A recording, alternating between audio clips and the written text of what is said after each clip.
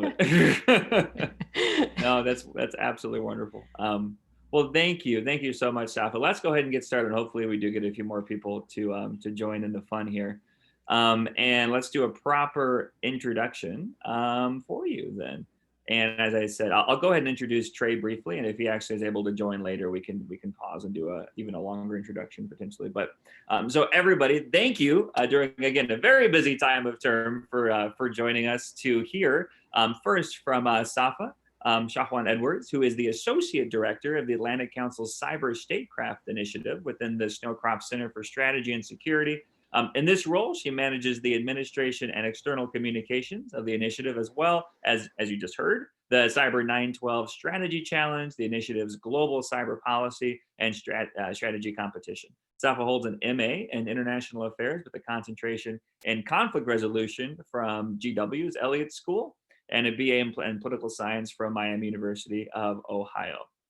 Safa is Bolivian and Jordanian heritage, and she speaks Spanish and Arabic. And we might, as well, as you heard, be joined by Trey Herr, the director of the Cyber Statecraft Initiative.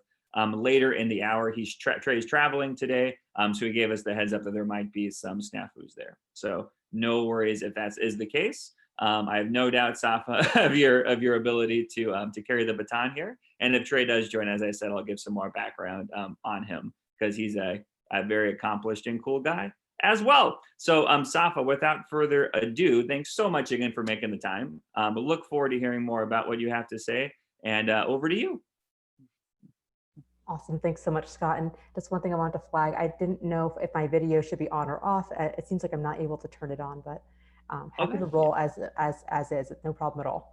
Oh, for sure. Yeah, whatever you're most comfortable with. We try to be pretty flexible since there's so many issues personally, otherwise going on right now. Some have kids in the background, etc. So that's no problem. And I will say as well, guys, I forgot to mention this, but per usual, if there are any questions, feel free to use the question and answer feature at any point to start kind of loading those up, and we'll start with those after Safa concludes her remarks. Perfect. Thanks so much, Scott. All right, so we're going to dive right in here on our discussion today. It's about cloud geopolitics and the ethics of statecraft. And I wanted to just kick off the conversation by creating a baseline of just an overview and a general understanding, so we're all starting from the same page. So like, what is cyber statecraft? We're going to be covering what is cyber statecraft, what's the good, the bad, and the ugly framing of cyber statecraft, and how that framework can be used when analyzing cyber policy. And then, of course, turning over to Trey's topic on geopolitics in the cloud. So a little bit about what is cyber statecraft. So cyber statecraft is essentially how governments use technology in cyberspace to achieve their various goals. These goals can be related to politics, national security, economics, social issues, etc. You name it. Every single country has their own motivations when it comes to leveraging technology in cyberspace to achieve their mission. Just like anything else, with great power comes great responsibility. This also applies in cyberspace, especially for governments who have when their constituents have high expectations of them. There's a lot of pressure to ensure that they are using technology in cyberspace responsibly. So as they acquire these new tools and capabilities, there's this real need to be very thoughtful and methodical about how they plan to utilize technology, especially what are the intended and unintended consequences of technology adoption. If you are interested in public policy, the unintended and intended consequences is something that you're going to keep coming back to. And that also applies in cyber policy. And a little bit about the framing on the good, the bad, and the ugly. I grew up watching a lot of Western films because my dad loves them.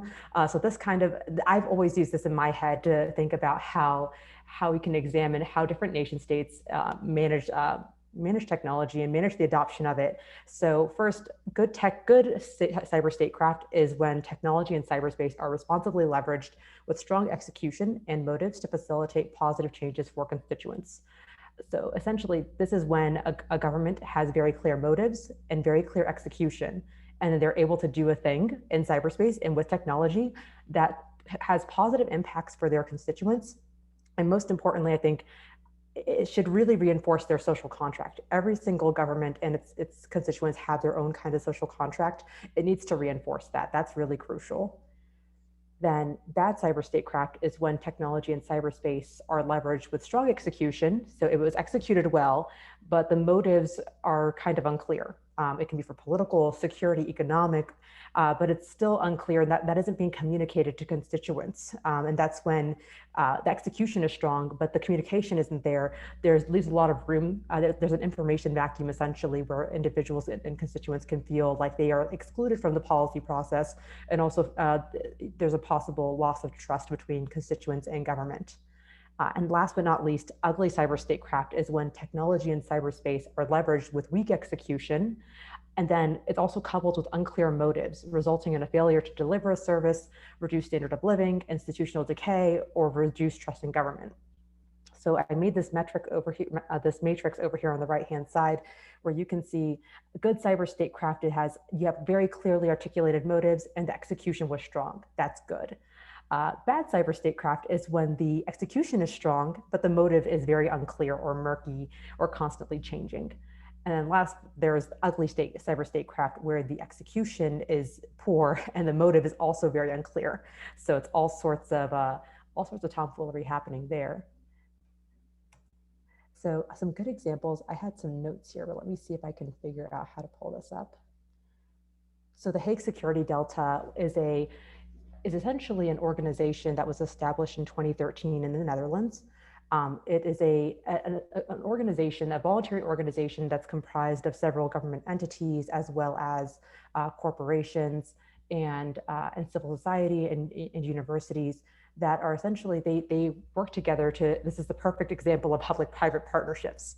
And they are able to work together to do information sharing and to do threat intelligence analysis and work together to basically try to close the cyber skills gap, but also to share information and work more effectively together. That is good cyber statecraft because there was this very clearly articulated goal between the Dutch government and private industry, as well as universities, who all came together, pooling their resources and pooling their talent, and essentially creating a very robust organization that is now 7 years old and has trust within their country. So that's a good example of cyber statecraft. Another example is the NetzDG Act in Germany. I can't pull up my notes for some reason, but I'm going to roll with it. So a little bit about this act is that in I believe it was in 2018, there was the German government noticed a lot of hate speech occurring online, in particular on social media sites, and that social media companies were not working as quickly as they would like, as the German government would like for them to monitor and remove that content. Through the NetzDG Act, it was, the German government created a very clear time frame. If hate speech exists on, for example, Facebook has X amount of time to remove that hate speech. If not, there will be a fine. It was really crucial that the German government act quickly on this because this also coincided at a time when there was a large influx of refugees coming into Germany. So there was a lot of racist hate speech happening there, a lot of hate speech related to immigration. So the German government really wanted to focus on monitoring hate speech, creating a clear time frame for government, for corporations to adhere to, and most importantly, to create to continue contributing to a society that does not tolerate hate speech, and to give this the policy changes they had made with regards to immigration, give it a chance to actually pan out. And so a couple of examples of bad cyber statecraft. The first one is Project Raven in the United Arab Emirates. This one, there's actually a very good Reuters article about this. It's very, very complicated, and I'm going to try to clearly articulate this in a couple of minutes. So there was once there's a US consulting firm called Cyberpoint that had received the green light from the US State Department to take on a contract for the UAE's NISA. And NISA was working to develop their cyber talent capacity and their capabilities. Turns out that NISA was also trying to use cyber tools to monitor and keep track of individuals who were considered harmful to the Emirati state.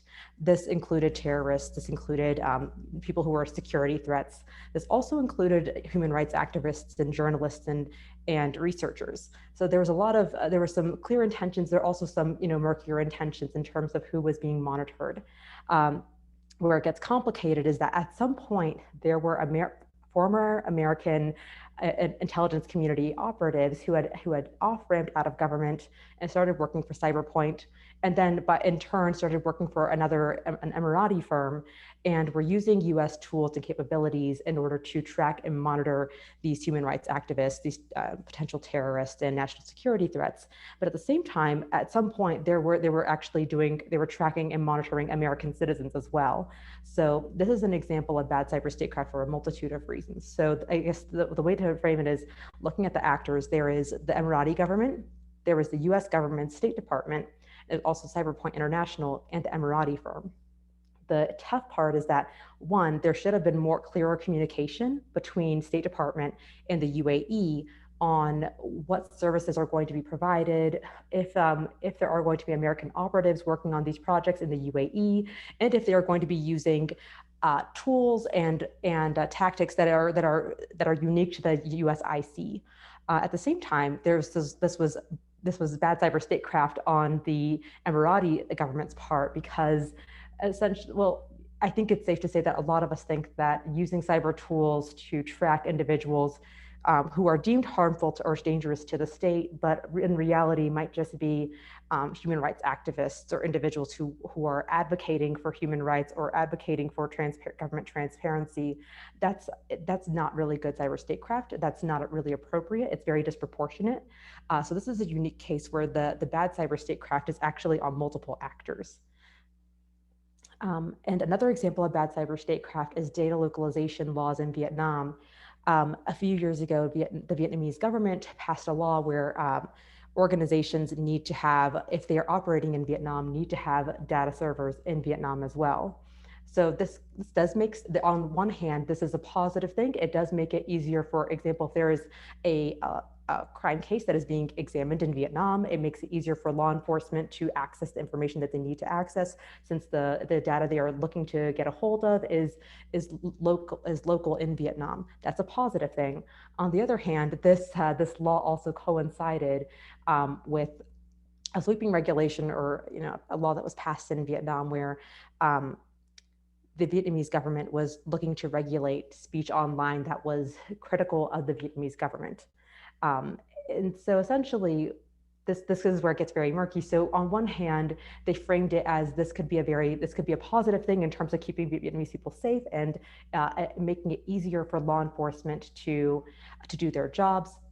But in reality, at the same time, this data localization law allowed for the Vietnamese government to possibly seize data that was being put on, information that was being put on social media sites where individuals were being critical of the Vietnamese government.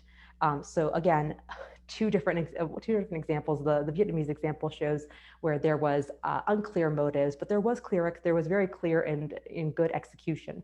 They were able to get servers in Vietnam. That is good. But on the other hand, their motives were not clearly articulated to their constituents. And last but not least, I want to cover the ugly. This one's going to have three different cases. So the first one is how the Egyptian government targeted dissidents in Egypt. So following the Arab Spring, everyone called it the Facebook Revolution, which of course we all know Arab Spring was not caused by Facebook, but a lot of a political organization was facilitated through social media sites like Facebook.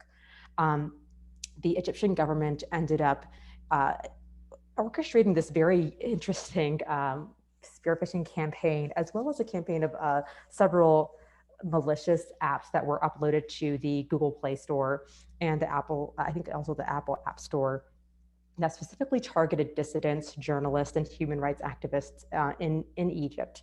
By using those two methods, they were able to access essentially the cell phones and the computers of these activists, and also were able to locate them, locate their friends, and had a number of very successful arrests. Where it gets ugly. So on one hand, this is ugly because the motives were, of course, these motives were articulated to ensure that that Egypt remains a stable and safe country. But in reality, it was more about tracking and locating and arresting individuals who are critical of their government. On the other hand, this is also ugly because the execution was very, very poor. It turns out that an Israeli firm was able to look at some of the malware that they had used, and they were able to trace the malware back to an Egyptian government agency. So if you do plan on spying on the citizens, you might as well do it really well. In this case, the Egyptian government did not do it really well. They did not cover their tracks entirely.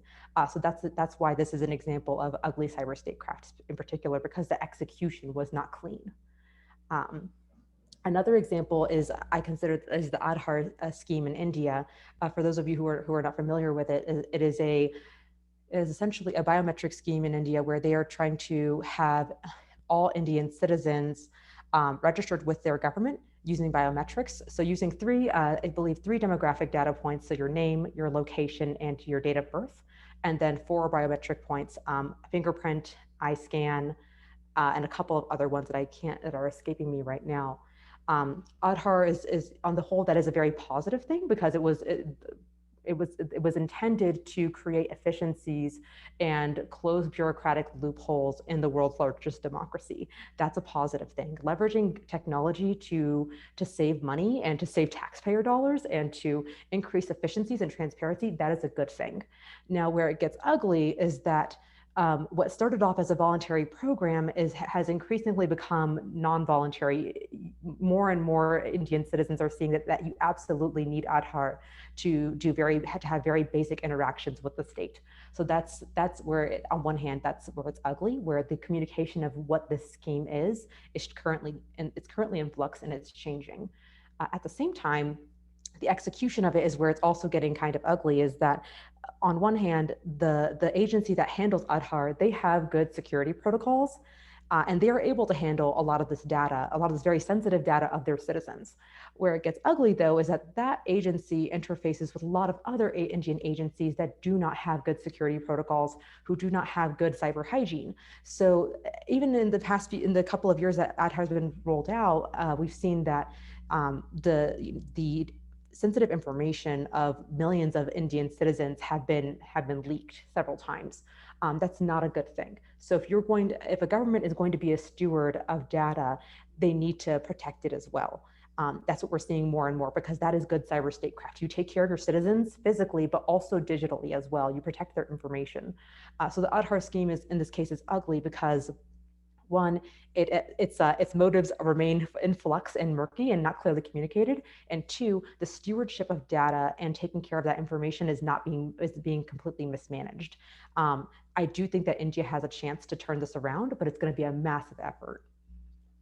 And last but not least, I wanted to add a third one in here that covers the US, because I don't want there to seem like there's a trend where Western countries have good cyber statecraft and then non-Western countries have ugly cyber statecraft. That is not true. Although I will say that I do think that, like, as statecraft evolves and grows and countries are more mature, and when it comes to cyber norms and expectations of government, they will have more and more good cyber statecraft. And there will be a lot of governments who are non-Western and might be more authoritarian, who still struggle with bad or ugly cyber statecraft. But this last example is an example for the US. So in 2018, a lot of good stuff was happening. I don't know if you guys were all following, but I know I was when I first got into this, into working at a cyber center in a think tank. So on one hand, CISA was established, really exciting. Second hand, there was a lot of work being done on the national cyber strategy. So these are two good positive things that are happening. The US was investing time and effort into developing bureaucracy specifically for cybersecurity and for infrastructure protection. That's really good. There was a national cyber strategy for the first time in almost a decade. It's also really positive to clearly articulate what are your goals in cyberspace, where do you want to go, and how do you want to get there. Those are two very positive things. On the other hand, in the U.S. 2021 State Department budget has a couple, I think almost a $2 billion budget cut specifically for State Department focusing on cyber issues. So on one hand, there's this communication of, the U.S. government is communicating cyberspace is important. We're developing bureaucracy for it. We're developing collateral explaining what we want to do and what we don't want to do. On the other hand, though, we're not going to have money for it. We're not going to earmark funds and taxpayer dollars to actually do what we said we were going to do. I consider that ugly cyber statecraft because the execution, so the articulation is murky, it's unclear because there are so many conflicts and contradictions there. That is not good. That's bad. And then on the other hand, and at the same time, the US government is not following through with the appropriate action, allocating resources to do these things in cyberspace. That's where it gets ugly, because there's the poor execution and there's the poor communication. And I think uniquely for a country like the US has a lot of soft power and a lot of influence and on cyber issues. It can be extremely harmful to communicate things and to not follow through with action. And action requires resources, as we see again and again in public policy.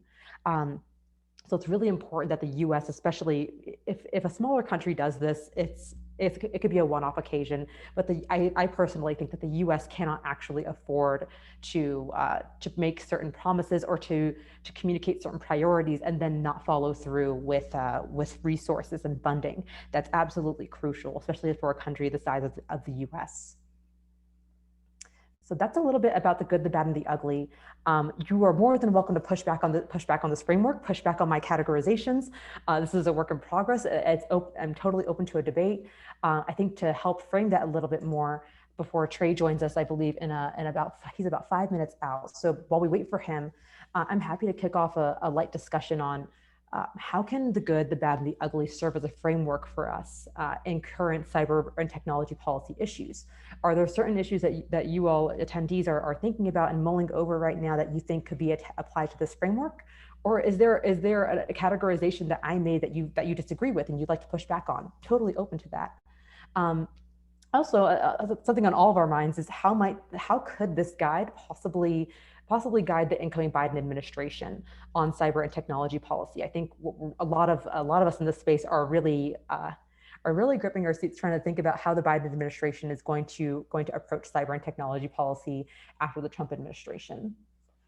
So yeah, I'm open to questions. I'm going to mute myself right now. Oh no, absolutely. That was wonderful, Safa. Well, first off, I really appreciate everything today. This has been a very illuminating and extremely well done. So very much appreciated there. And just as a reminder to the attendees, feel free at any point to pose questions to Safa and or Trey, once he joins, to the Q&A feature there. I'm happy just to get started with a connection to our last speaker, and the last team who presented in this series, Safa, were the folks behind the National Cyber Power Index from the Belfer Center that was just released in kind of early October. And they kind of teed up an interesting discussion about the various ways to measure and frankly define, of course, as well, but measure cyber power across the main in this case very public sector driven, so across these main nations. And there were some surprises in the top 5, like the Netherlands, right? But overall it was kind of a usual suspects. And I'm kind of wondering how do your conceptions about cyber statecraft and the importance played to norm building and geopolitics, et cetera, kind of play into maybe that discussion that we were having previously about overall conceptions of cyber power, which also relates to how an incoming Biden administration will be able to maximize U.S. Cyber power and statecraft. In other words, do you see those concepts as being mutually reinforcing in some ways, or are those in your mind pretty separate conversations? Yeah, it's a really good point. The cyber power index always really fascinates me, because I think that because I recently got into the space like 3 years ago. I came into the space with my own preconceived notions of geopolitics and who has influence when it comes to international relations and in the international community. That being said, I think you'll see really quickly, there's always the usual suspects in the cyber power index, but at the same time, there's usually an unexpected country or two. I do think that a lot of that is cyber statecraft and cyber power are indeed mutually reinforcing. At the same time, though, they're both very dependent on norms. We're seeing countries that have a strong establishment of what is good cyber statecraft, or what are certain norms, what are do's and don'ts and rules of the road when it comes to statecraft in general, I think will manage cyber statecraft very well. At the same time, you'll see certain countries who have not managed statecraft very well, or have very, very different definitions of what is good statecraft compared to an American or a Western individual. They do have cyber power. They do have great capabilities and capacity. I guess what we're trying, this piece is examine the good, the bad, and the ugly. Essentially says that yes, you can be really good at, you can cyber really well, but you can also do things that might not be very, that could be potentially harmful to your social contract that you have in place with your constituents. Mm-hmm. Oh, really well done. Okay, no, thank you much for that. And again, as a reminder, please feel free to weigh in, guys, okay? Because I don't want conversation. But on the norms building piece as well, I'm wondering, another previous speaker in this series, Amanda Craig Deckard from Microsoft, was kind of talking to us a little bit about their view on the current state and prospects for, cyber norm development. And that was obviously from a bit of a different vantage point. But one of the key, things that she brought up is that even though we've made some progress in these kind of multi-stakeholder dialogues around, cyber norms, she even still gets questions, especially at kind of the UN fora like the GGE and the Open Ended Working Group about, why is Microsoft even here, right? Why is, basically the private sector part of these conversations? So even though we've seen, some progress with the Paris call for stress and security in cyberspace and the Christchurch call and these other multi-stakeholder efforts, it still seems like a lot of the kind of main cyber powers are kind of pretty state centric in their view of this. And I'm wondering, have you also seen that in the context of your work on cyber statecraft, or have you seen a kind of a more of a growing recognition about the need to really kind of reinforce that type of multi-stakeholder dialogue to make progress? Yeah, that's a really good point from Amanda. I think so on our end, I think that we've seen a big change where this is moving away from nation state actors. Cyberspace is not just for this is not just for governments anymore. There once was a time when that was the reality. That isn't the case anymore. You cannot have a conversation about these issues and also exclude corporate partners and stakeholders. Something that we have seen because of that is that we're the Cyber Statecraft Initiative. So we examine cyber statecraft.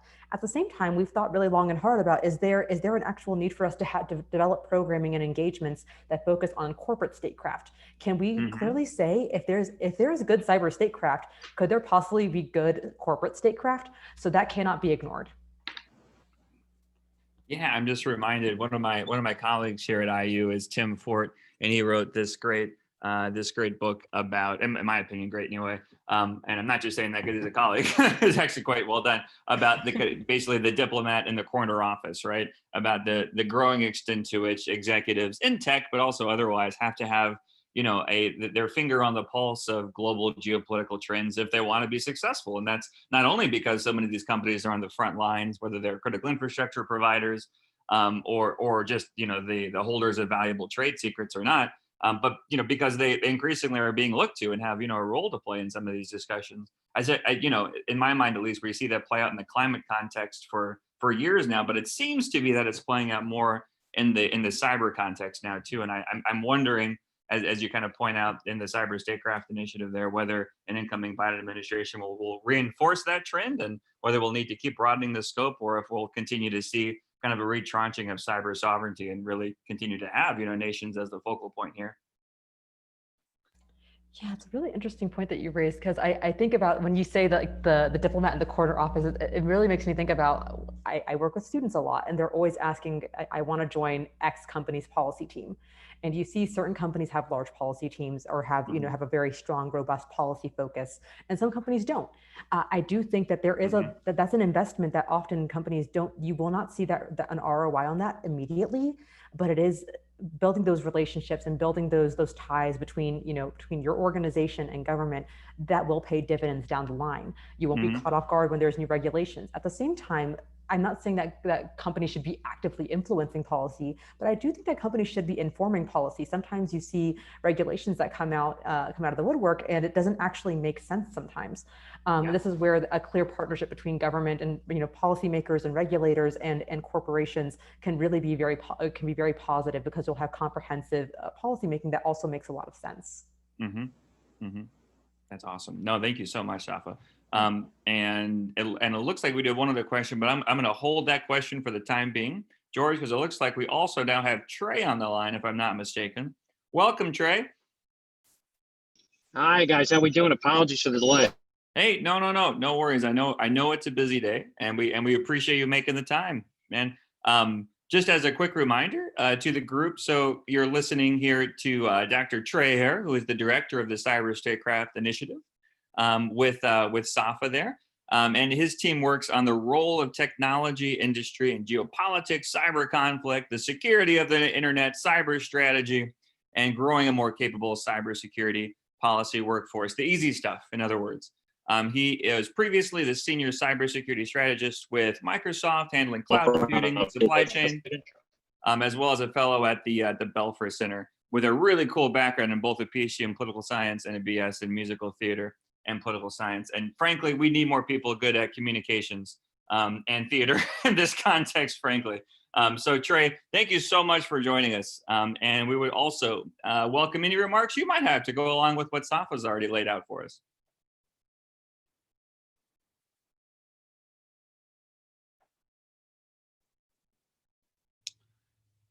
And no worries at all if you're, oh, it looks like we actually just lost Trey. So he might be able to pop back on in just a second. Just while we're waiting for Trey, let's turn to George's question, if that's okay with you, Safa. And George was asking about the recent Internet Governance Forum. And there was a concentration on equalizing access to the internet. And his question was, how might cyber statecraft change as access to digital connectivity increases, right? So as we look, in other words, to the next 3 billion or so people coming online, will that change areas of emphasis or approaches, do you think, from the cyber powers and the way that they're approaching some of these issues? Yeah, I think definitely. So I think on one hand, so as people get increased access to internet, that's a positive thing. But at the same time, will that change the social contract that they have with their government? The social contract that they have with their government as is right now probably does not focus too heavily on technology policy and cybersecurity. When that does happen, will expectations of government and policies to protect themselves change along with that? I think yes. I think a place that I would keep an eye out for is sub-Saharan Africa. That's one location that really skipped the computer revolution and went straight to mobile, straight to mobile devices. I think based on that, you could see a lot of changes in terms of those expectations and how that is communicated to their government and how that goes through the policy feedback loop as well. Mm-hmm. Mm-hmm. Fantastic. No, thank you, Safa. Yeah, that's been one of those areas been in the back of my mind as well. So George, I appreciate you raising that. And it looks like we might have Trey back now too. Can you hear us okay, Trey? Yes, indeed. Yeah, sorry about that, guys. I was just going to say, no, Scott, you did such a nice introduction. I should have taped that when we use it in other places. Yeah, right. No worries at all. And it's completely fine if you run into any other connection issues. But while we have you, if there's any other kind of remarks you would like to provide to kind of go along with what Safa laid out, please feel free. That'd be great. I appreciate that. So Safa's going to show you guys a couple of things on cloud quickly. So the first graphic, the reason we put these two together is, I think, is significant for two reasons. One, when we talk about cyber statecraft, it's very difficult not to talk about the private sector. We've all heard that refrain before, right? They own the internet, they run the internet, they build the internet, et cetera. Realistically, that's only going to get more true over the next decade. And one of the primary reasons for that is cloud computing, right? Which is owned by a concentration of a number of companies, 3 of which we profile in this report, Dude, Where's My Cloud? I think that we've got a chance to share around. 3 hyperscalers, Microsoft, Google, and Amazon. So very quickly, what are we talking about? What is the cloud? And so this graphic here gives you a sort of a Lego blocks version of cloud computing. At the base, you've got the sort of core building blocks, storage, computing, networking capabilities, all sold to users as something called infrastructure as a service. That's basically you going online and renting part of a computer. That next level up, those green blocks, called platform as a service. This is where a vendor like Microsoft or Amazon takes those orange building blocks and combines them into a single product it can sell you, something like a machine translation service or a database. And at the top, and we've actually got, thanks to Sarah and Oko and our graphic design team, little icons for these services. We have software as a service, where all of these building blocks are put together and they're presented to the user almost like a piece of software they have on their desktop. So that's things like Teams or Zoom, Gmail, right? Services that we get to use sort of like Word on a laptop directly. So the reason this is significant talking about geopolitics is all of these different services have to be built and served from somewhere. And so you've got companies building these huge acres-long facilities, data centers, filling them with tens of thousands of servers that they've got to buy from somewhere, sometimes American companies, sometimes Chinese companies, wiring them all together and then keeping them secure against increasingly sophisticated attacks.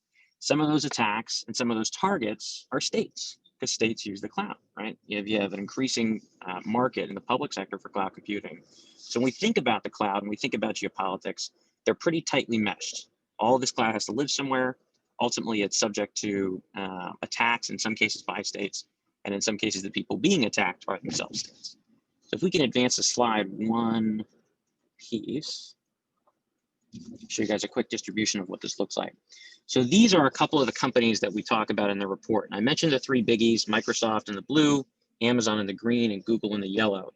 And this tree map gives you an idea of their distribution of where their data centers are in the world. The other two companies on here, Alibaba and IBM, Alibaba is particularly significant. So if you look at those four, Microsoft, Amazon, Google, and Alibaba, you'll see the distribution of those data centers looks different, right? Alibaba highly concentrated in East Asia and Southeast Asia. Microsoft spread sort of evenly between North America, Europe, and Asia. Amazon more concentrated in North America and Europe, and Google really committed to North America. Part of this is a representation of where these companies do business, but part of it also shows you the global footprint of where these cloud vendors sit, and as a result, where these cloud services come from. So that becomes really significant when we're thinking about the geopolitics, because these companies have got to consider the policy and the regulatory environment in each of these regions, in each of these countries. And Safa, if you could go to the last slide really quickly. So we put out a report in August called The 4 Myths of Cloud Computing. And I just want to summarize them briefly because I think they bear on some of the discussion that Safa's raised with you guys in terms of the ethics of cyber statecraft. First is this idea that all data is created equal. So we talk about things like data localization or data sovereignty, where data should live. The idea that all kinds of data are actually the same thing, that we should treat them all legally or from a policy standpoint like they're the same object. And that's really not true. There's at least 3 big kinds of data when we talk about data politics. First is user data. That's what you create. Your emails, your Word files, your personal health data, anything that you can build or share or combine with other people. The second is derived data. This is what a company might learn about you from the kind of data that you share with it. Think about the text of your emails and Google's ability to, at one point in its history, actually harvest the text of those emails in order to build a better ad profile to bring you ads that you're more likely to click on. So we've got user data and derived data. Third type of data, big category, is system data.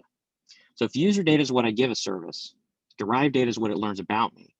System data is what it learns about itself by virtue of my interacting with it. So you can think about this from something as mundane as the heat of a processor in a cloud server that's running Google Mail when I'm accessing it, all the way to something more useful like the security logs of my accessing that Gmail account.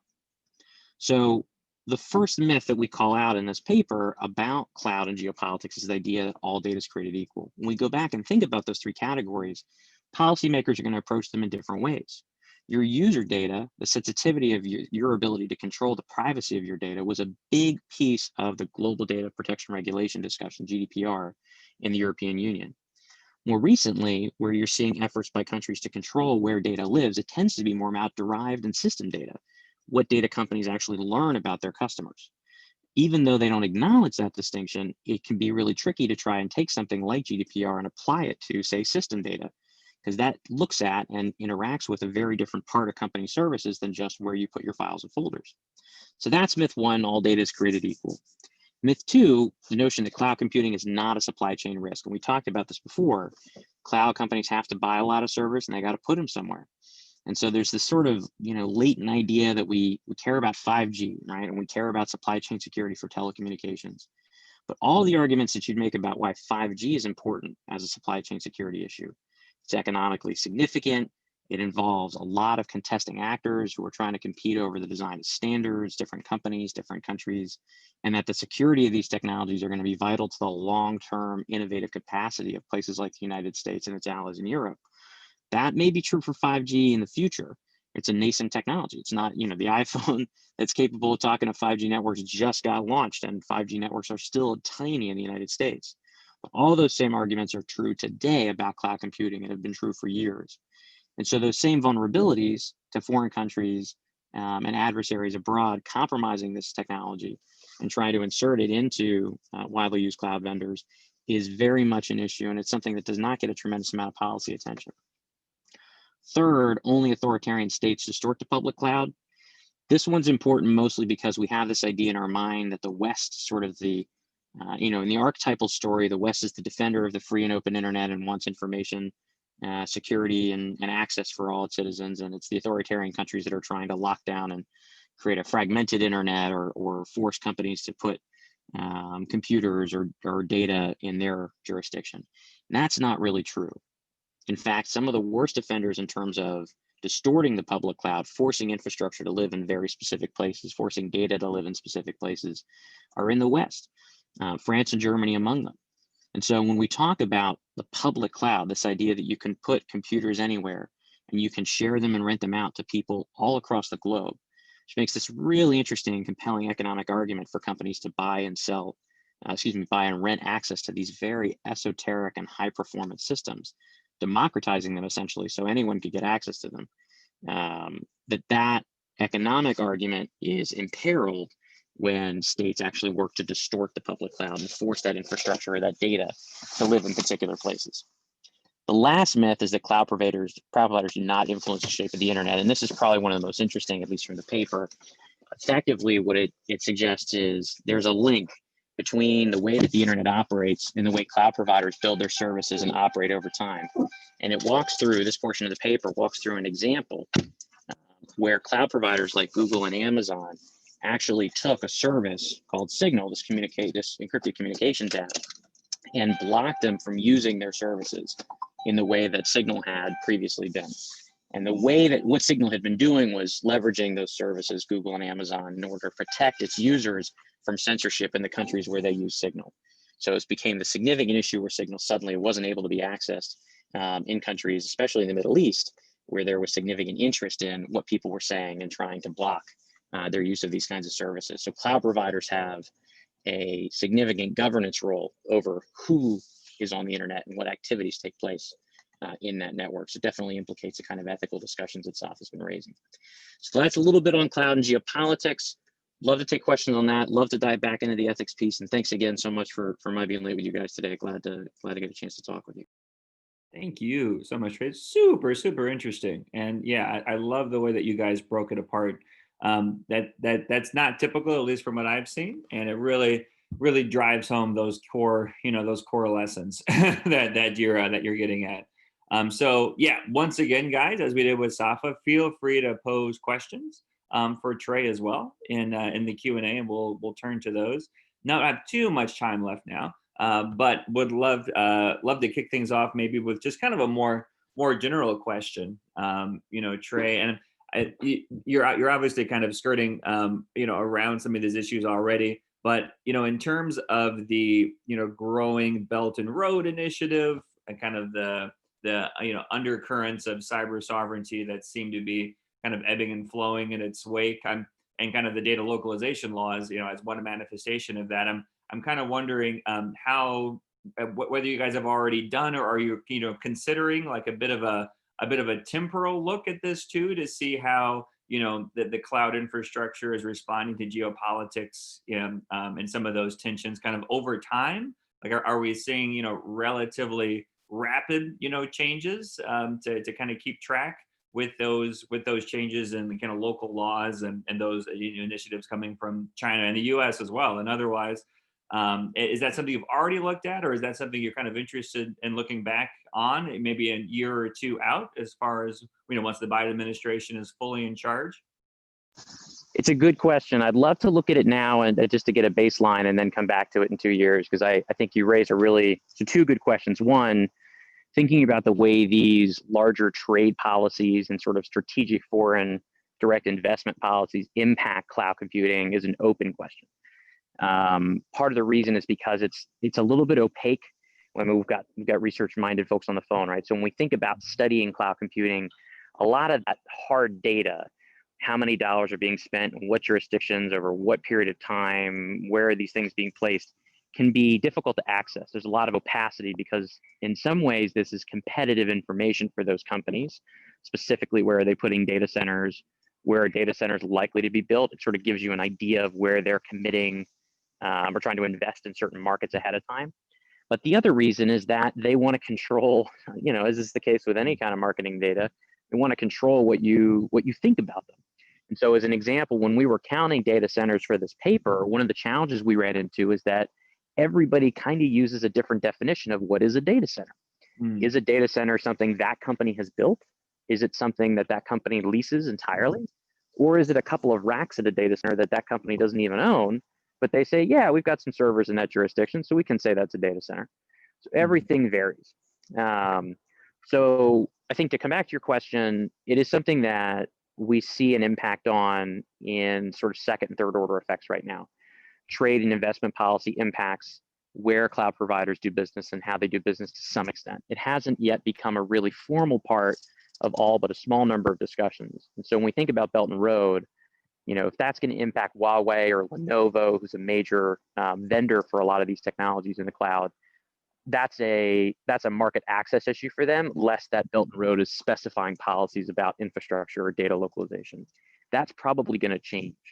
So one of the things that I would expect, and so I think, again, to your point about the Biden administration, that I would look for in the next 2 years is, as this administration starts to re-engage in some of these large multilateral trade agreements, to what extent are rules about countries not being able to demand data or infrastructure be located in their jurisdiction a part of that discussion as a way, as a sop to cloud vendors and as a way to protect this public cloud?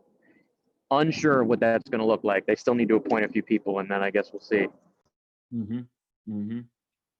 Excellent. No, thank you so much, Trey. And you know, one other question that I had too, and this kind of harkens back to your discussion as well, Safa, is, you know, thinking a little bit about whether or not the discussions around cyber norms are maybe even a bit antiquated, you know, based on these trends that you're kind of pointing us to here, right? So whether it's discussions about, you know, hacking back. I mean, at the end of the day, if you're hacking back at a cloud provider, or I mean, or you know, even you know, due diligence, right? If you're basically cybersecurity is being outsourced to one of these providers, are we doing enough? In other words, do you guys feel like to, you know, learn the lessons of the cloud and really to be mindful of these kind of myths that you point to in the big multilateral fora, including the GGE and the Open Indian Working Group? You guys have, either of you, do you have any thoughts along those lines? Safa, you want to go first? Sure, happy to just quickly chime in on just the norms, because I think, Trey, you can expand some more on the cloud piece. I think on norms, norms are fascinating because on one hand, everyone knows they exist, yet adoption remains a little inconsistent. That being said, I do think that, you know, yeah, to some degree, because everyone knows what norms exist, and because that, but I think what is indicated through their adoption is that everyone knows that it exists, and not everyone is adopting it at the same rate. Should we just keep moving forward? Is it worth continuing to have this conversation about norms? Is the adoption of norms something that we should be devoting so much time and resources to? I'm not entirely sure. I'm kind of leaning towards the idea of, what if we stop trying to talk about norms and start trying to do norms instead? I think that could be much more constructive. Awesome. Yeah, I'll just say, I mean, I think the cloud piece of that is really interesting. You mentioned hackback. It's difficult to envision the scale of the computing infrastructure that these companies monitor and operate on a daily basis. One of the things that we haven't really seen come into the public discussion in a serious way yet is the question of how should a cloud provider react when they discover that the intelligence service of their home jurisdiction is operating on their networks against a customer of theirs. So they have these contractual commitments as well as public rhetorical commitments to protect their customers effectively from all enemies, foreign and domestic. And yet there's a balance that all of these vendors need to strike between pursuing and disabling legitimate national security operations, law enforcement operations, where they're not being explicitly coordinated with the vendor by the country that they live in and have the majority of their assets domiciled in. And one of the pieces of that have gotten interesting is you're seeing an increasing number of these kinds of attacks both originate and target entities that exist in the same cloud network. So for example, an Amazon may see the origin, may see the target, and may see all of the intermediate hops working through 3 or 4 customers, or for 6 or 7 different fraudulently acquired accounts, but all on their infrastructure, and have to start to make choices about applying some of these norms and making the sort of hack back debate conversation that we've had, making that weighted balance of decision for themselves, where the consequences and the collateral damage is their own customers and their own infrastructure.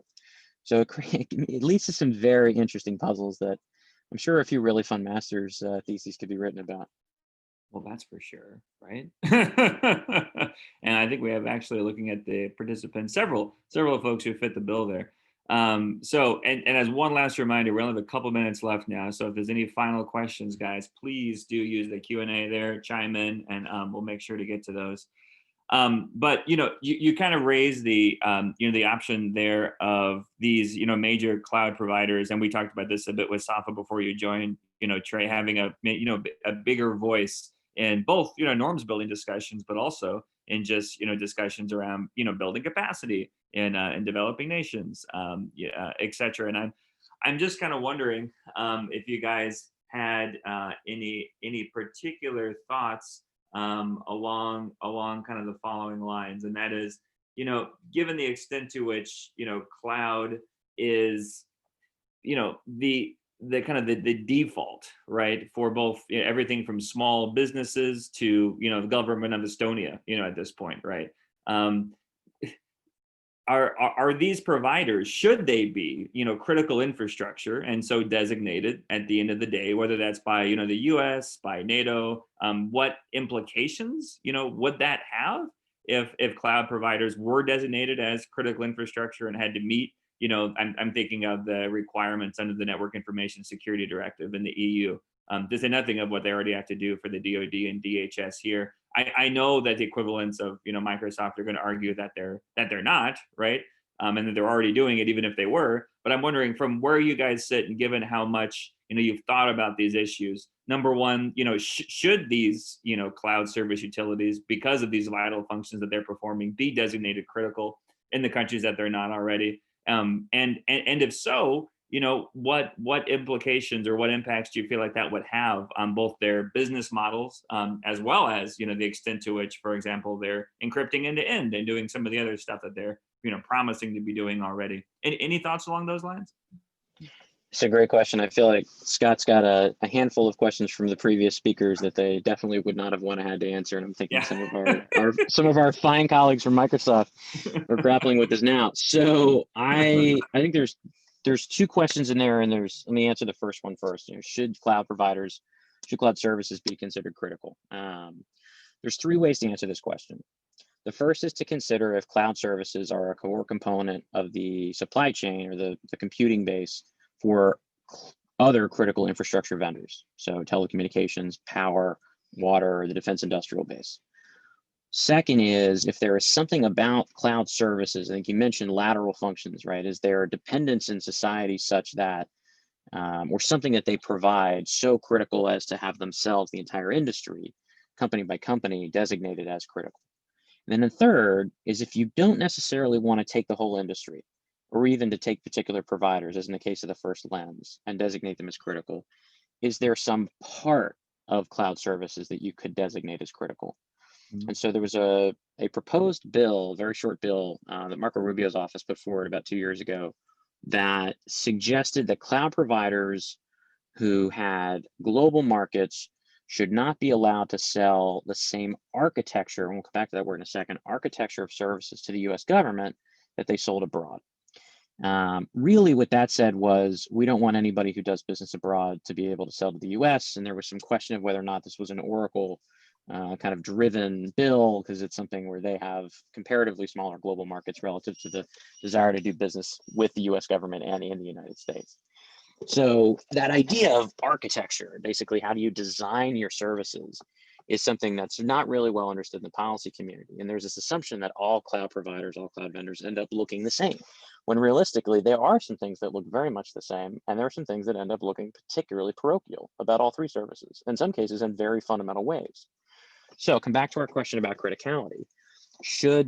Could you define certain parts of cloud services or cloud infrastructure, cloud deployments as critical? And I think each one of those lenses, is cloud used to support critical infrastructure companies now? Could cloud companies as a whole be considered critical? And would certain parts of a cloud architecture be considered critical? All three of those are valid lenses. I think realistically, the first analysis probably falls on the fact that cloud is used for a lot of these critical infrastructure companies, just like you and I would use email or Word, right? Where the services they're providing aren't necessarily critical. The second analysis, where cloud providers are themselves so widely dependent on, it's interesting. It's kind of tantalizing to call them a utility. I think definitely people use that phrasing. I don't know that we're there yet, though. If any one cloud provider fell over, A, what would that look like? Is it really possible for a whole provider to fail in any meaningful way? And B, even if they did, would it mean the sort of disruption that led to serious social instability and significant threats to national security as we contemplate with critical infrastructure? Maybe we're getting there. I don't know if we're there yet. The third lens, though, I do think there's some meat on the bones there. The way that these companies build their services, are there parts of those services that are so important, so crucial, so critically dependent on, that they would be considered critical infrastructure to that cloud service? That, I think, may have some traction. And that's the question that we're trying to answer with a follow-on project to this cloud paper, which we hope to have out early next year. And we'll circle back with you guys on what we find. I hope so. I forgot your second question, but I hope maybe I hit it sideways as I was working through the first one. Oh no, indeed, and there's tons of fodder for follow up if we had the time. But Safa, I would love to give you a chance as well to chime in and either expand or, of course, contradict completely what Trey just said. No, I think that Trey hit the nail on the head. I guess, I guess what I will add is that it will get increasingly challenging for companies to say that they are not critical, that their cloud service providers are not critical infrastructure when their products are being used by owners and operators of critical infrastructure. That hair, unfortunately, just can't be split. Yeah. No, well said. Well said. And no, and that's a great, segue to hopefully the opportunity to have you guys back to talk about the report next year. And frankly, I could really see cloud computing and geopolitics becoming an important hot topic for us to feature in our capstone class next year as well. So if you guys are willing, I might be in touch, about that too. But for the time being, let me just thank you both. I know hopefully you'll join me in a virtual round of applause for both Trey and Safa there. Fantastic work.